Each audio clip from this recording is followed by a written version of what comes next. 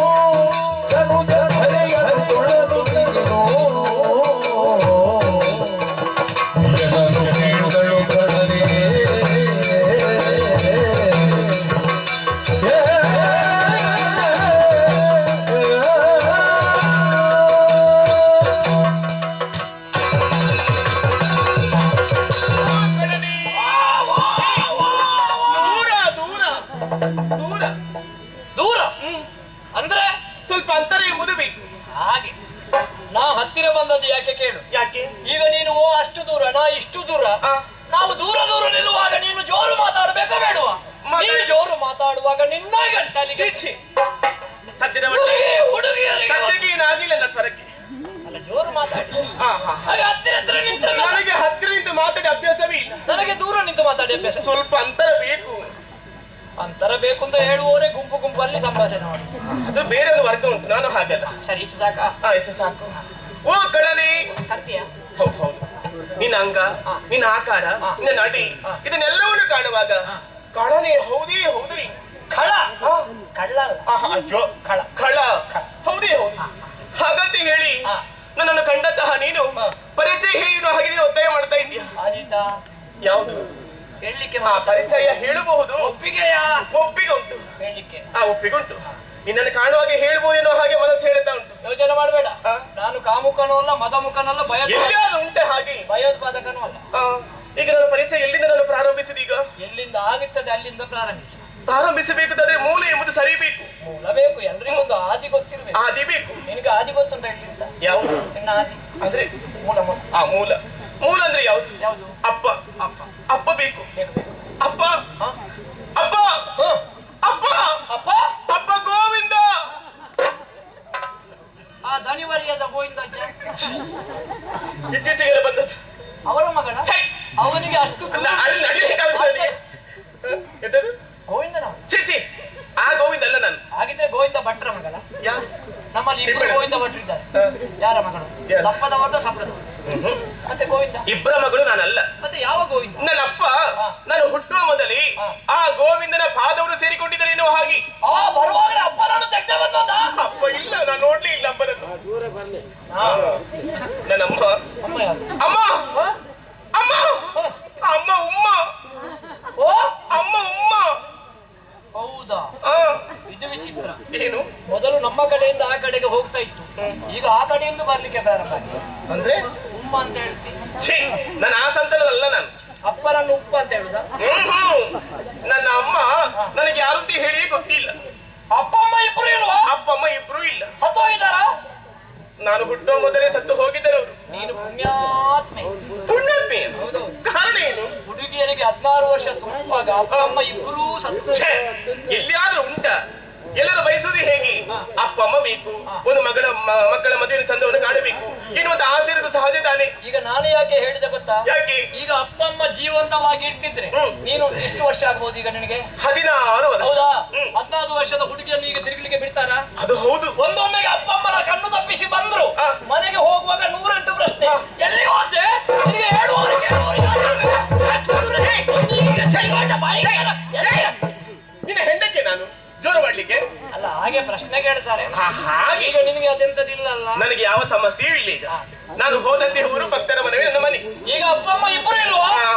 ಯಾರು ನಂಬುತ್ತಾರೆ? ಯಾಕೆ? ನಿನ್ನ ದೇಹದಲ್ಲಿ ಉಂಟು ಆಭರಣ ಮೇಲಿಂದ ಕೆಳಗೆ ನೋಡುವಾಗ ಒಂದು ದೇವಸ್ಥಾನದ ಬ್ರಹ್ಮಕಲಶ ಮಾಡಬಹುದು. ಇದು ನನ್ನದ?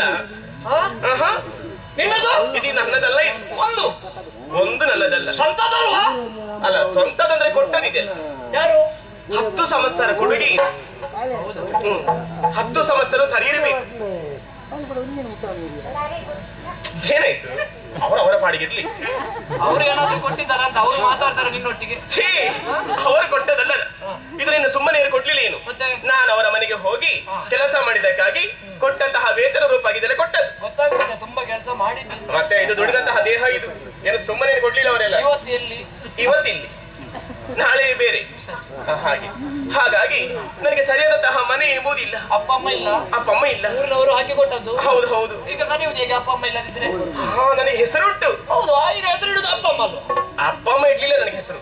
ನನಗೆ ಊರಿನವರಿಗೆ ಇಟ್ಟ ಹೆಸರು. ನಿನಗೆ? ಹೌದು. ಕೆಲವರು ಕರೀದು ಹೀಗೆ, ಏ ಕಾಳಿ. ಕಾಳಿ? ಅವರ ಅಜ್ಜಿ ಕಾಳಿ. ಇಷ್ಟು ಬಿಳಿ ಬಿಳಿ ಹೆಣ್ಣು ನಿನ್ನನ್ನು ಕಾಳಿ ಅಂತ ಹೇಳುದು? ಹಾಗಲ್ಲ, ನನ್ನ ಸಿಟ್ಟು ಕಾಳಿಯ ಹಾಗೆ. ಹೌದಾ? ಹಾಗೆ ನನ್ನ ಕಾಳಿ ಅಂತ ಕರೆಯುದು. ಮತ್ತೆ ಕೆಲವು ಕರೀದು ಹೀಗೆ, ಏ ಭೈರವಿ ನೀನ್ ಅಲ್ಲೇನೆ ಮಾಡೋದು, ನಮ್ಮ ಮನೆಗೆ ಬಾರ ಅಂತ. ಆನಂದ ಭೈರವಿಯ? ಮತ್ತೆ ಅವ್ರಿಗೆ ಕರೆಯುವಂತ ಹೆಸರು ನನಗೆ. ಇನ್ನು ಕೆಲವರೆಲ್ಲ ಕರೆಯುದು ಏ ಚಂಡಿ ಅಂತ ಕರೀತಾರೆ. ಎಂತದ್ದು ಒದ್ದಾಗಿದೆ? ಚಂಡಿ ಅಂದ್ರೆ ಹಾದಲ್ಲ, ಅವ್ರು ಕರೆಯುವಂತ ಹೆಸರು ಚಂಡಿ. ಚಂಡಿ ಅದು ಎಂತದ್ದು ಒಳ್ಳೆದಿಲ್ಲ. ಯಾವ್ದು ಒಳ್ಳೇದಿಲ್ವಾ? ನನಗೂ ಯಾವ್ದು ಹಿಡಿಸ್ತೇ ಇಲ್ಲ. ಆದ್ರೆ ಎಲ್ಲರೂ ಪ್ರೀತಿಯಿಂದ ಕರೆಯುವ ಇನ್ನೊಂದು ಹೆಸರು ಉಂಟೇನೆ, ಮೋಹಿನಿ ಎನ್ನುವ ಹಾಗೆ. ಹೇಗೆ? ಮೋಹಿನಿ. ನೀನು ಬರೇ ಮೋಹಿನಿ ಅಲ್ಲ, ನೀನು ಜಗತ್ ಮೋಹಿನಿ. ಮನಮೋಹಿನಿ ನನ್ನ ಮನಮೋಹಿನಿ. ಹೌದೇ? ಈಗ ನಾನು ತಿರುಗಂಟಿಗೆ ಬರುವುದಕ್ಕೆ ಕಾರಣ ಉಂಟು. ನನಗೆ ಪ್ರಾಯ ಒಂದು 16 ಆಗಿದೆ. ಈ 16 ವರ್ಷದಲ್ಲಿ ಹೆಣ್ಣು ಮಕ್ಕಳಿಗೆ ಮದುವೆ ಎನ್ನುವಂತಹ ಸಂಸ್ಕಾರ ಆಗಬೇಕು. ನನಗೆ ಒಪ್ಪಂತಹ ಗಂಡನ ಹುಡುಕುವುದಕ್ಕೆ ಹೋದಳು ನಾನು. ನನಗೆ ಒಪ್ಪಂತಹ ಗಂಡು ಎಲ್ಲೂ ಸಿಗಲಿಲ್ಲ. ಸರಿ, ನನಗೆ ಬೇಸತ್ತು ಹೋಯ್ತು. ಈ ಮದುವೆ ಬೇಡ, ಅದರ ವಿಷಯಕ್ಕೆ ಬರುವುದೇ ಬೇಡ ಎನ್ನುವ ಹಾಗೆ ನನ್ನ ತೀರ್ಮಾನಕ್ಕೆ ಬಂದೆ. ಆದ್ರೆ ಒಂದು ನಿನ್ನನ್ನು ಕಾಣುವಾಗ ಇದು ಜನ ಯಾರು ಅಂತ ಗೊತ್ತಾಗ್ಲಿಲ್ಲ. ನಿನ್ನ ಹೆಸರೇನು, ಯಾಕೆ ಇಲ್ಲಿಗೆ ಬಂದೆ ಹೇಳಬಹುದೇ? ನಾನು ಯಾರಂತ? ಅಯ್ಯೋ, ಬಾಲೆ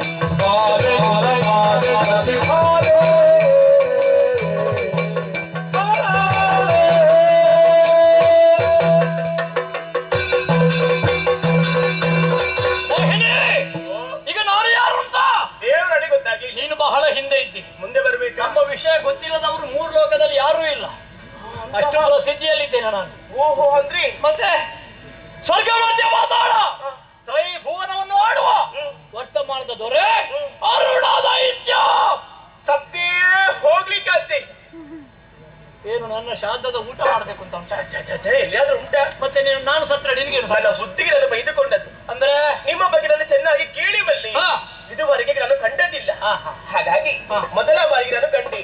ನನ್ನ ಬುದ್ಧಿಗೆ ನಾನು ಬೈದುಕೊಂಡದ್ದು. ಹಾಳಾಗಿ ಹೋಗು, ಹಾಳಾಗಿ ಹೋಗು. ಆದ್ರೆ ನಾನು ಹಾಳಾಗಿ ನಿಮಗೆ ಸಮಸ್ಯೆ ಈಗ. ಹಾಳಾದ್ರೆ ಮತ್ತೊಮ್ಮೆ ಒಳ್ಳೇದಾಗ್ಲಿಕ್ಕೆ ಆಗ್ತಾ ಉಂಟು. ಸತ್ರೆ ಹೋಯ್ತಲ್ಲ ಹಾಗೆ ನಾನು ನನ್ನ ಬುದ್ಧಿಗೆ ಬೈದ. ಇದು ಅರುಣಾಸುರ, ನಿನ್ನನ್ನು ಕಂಡಾಗ ನನಗೆ ನಾನು ಇನ್ನು ಹೆಚ್ಚು ಮಾತಾಡ್ಲಿಕ್ಕೆ ಹೋಗುದಿಲ್ಲ. ನನಗೆ ನಿನ್ನನ್ನು ಕಂಡಾಗ ಮದುವೆ ಆಗಬೇಕನ್ನುವಂತಹ ಮನಸ್ಸಾಗಿದೆ. ಹಾಗಾಗಿ ಬಾರೆ ನನ್ನನ್ನು ವರಿಸುವ. ಮದುವೆ ಆಗಬೇಕಾ? ನನಗೊಂದು ಆಸೆ ಇತ್ತು. ಮೊದಲ ನೋಟದಲ್ಲಿ ನಾನು ಮನೋಸೋತು ಬಿಟ್ಟೆ. ಹೋಗು, ಎಲ್ಲಿಗೆ ಹೋಗುದು? ಮದುವೆ ಆಗದ್ರೆ ಇಂಥವ್ರು ನಿನ್ನ ಹಾಗೆ ತೀರ್ಮಾನಕ್ಕೆ ಬಂದೆ ನಾನು. ಆದ್ರೆ ಒಂದು ನಿನ್ನ ಹೆಸರನ್ನು ಕೇಳುವಾಗ ನನಗೆ ಹಿಂದಿನ ಘಟನೆಯಿಂದ ನೆನಪಿಗೆ ಬರ್ತಾ ಇದೆ. ಈ ಹಿಂದಕ್ಕಾದ್ರೂ ಶುಂಭದಾನವ ಎನ್ನುವಂತಹ ದಾನವನಿದ್ದನಂತೆ. ಕದಂಬ ಕಾಂತದಲ್ಲಿ ಕಂಡಂತ ಹೆಣ್ಣನ್ನು ಮದುವೆ ಆಗಬೇಕೆನ್ನುವ ಹಾಗೆ ಅದೆಷ್ಟು ಮಂದಿಯನ್ನು ಕಳಿಸಿಕೊಟ್ಟನಂತೆ. ಆದ್ರೆ ಏನು ಮಾಡೋಣ, ಆ ಹೆಣ್ಣಿನಿಂದಾಗಿ ಅವರೆಲ್ಲ ಹತರಾಗಿ ಹೋದರಂತೆ. ಕೊನೆಯ ಕಾಲಕ್ಕೆ ಅವನಿಗೊಬ್ಬ ಮಂತ್ರಿ ಇದ್ದನಂತೆ, ಹೆಸರು ಅರುಣಾಸುರ ಎನ್ನುವ ಹಾಗೆ. ಅವನನ್ನು ಕಳಿಸಿಕೊಟ್ಟನಂತೆ. ರಣರಂಗದಲ್ಲಿ ಆಕೆ ಘೋರ ಚಂಡಿಕೆ ರೂಪವನ್ನು ಕಂಡು ಅಲ್ಲಿಂದ ಓಡಿ ಹೋದನಂತೆ. ಆ ಅರುಣ ದೈತ್ಯ ನೀನೇ ಎನ್ನುವಂತಹ ಸಂಶಯ. ಹೌದೇ? ಹಾಗಾದ್ರೆ ಸರಿಯಾಗಿ ಕೇಳು. ಹಿಂದೆ ಕಂಡಂತಹ ಹೆಣ್ಣು ಒಂದು ಮಹಿಳೆ ನಿನ್ನ ಕಣ್ಣ ಮುಂಭಾಗದಲ್ಲಿ ಬಂದಳು ಅಂತಾದ್ರೆ ಆಕೆಯನ್ನು ಮಾನಿಸ್ತೀಯೋ ಅಥವಾ ದಂಡಿಸ್ತೀಯೋ? ಅವಳು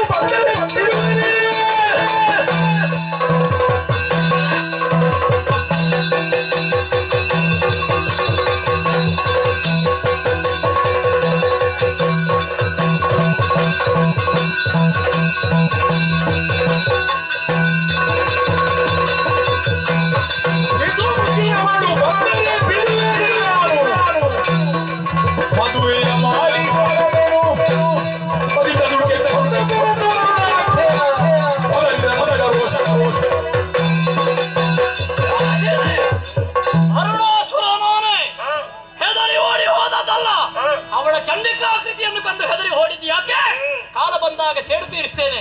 ಒಂದೊಮ್ಮೆಗೆ ಅವಳು ಬಂದ್ರೆ ಮದುವೆ ಆಗುಂತ